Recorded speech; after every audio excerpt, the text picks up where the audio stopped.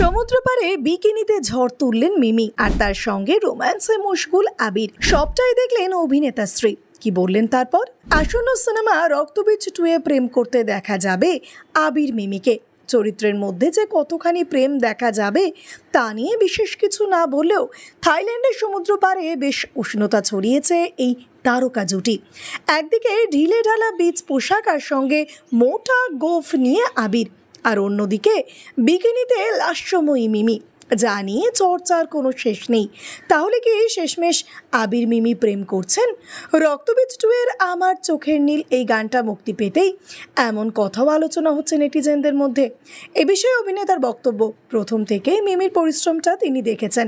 প্রথমে ইন্ডাস্ট্রিতে টিকে থাকার লড়াই, আর তারপর প্রতিষ্ঠিত নায়িকা হিসেবে নিজের ইমেজ ভেঙে বেরিয়ে এবং এই পোশাকে সাবলীলভাবে অভিনয় করার জন্য কঠোর পরিশ্রমের জার্নি। আবিরের কথায় সিনেমার শ্যুট শেষ হওয়ার 1 মাস পর হয়েছিল এই গানের শুটিং, আর সেই সময় মিমি খাওয়া দাওয়া কন্ট্রোলে রেখে নিজেকে প্রস্তুত করেছিলেন প্রায় 2 মাস ধরে।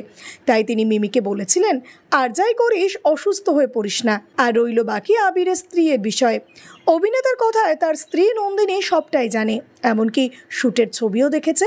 আর গান দেখে নন্দিনীর একটাই বক্তব্য ছিল, তাও আবার মিমির উদ্দেশ্যে, যে শুটিং কমপ্লিট, মিমি যেন এবার ঠিক করে খাওয়া দাওয়াটা করে।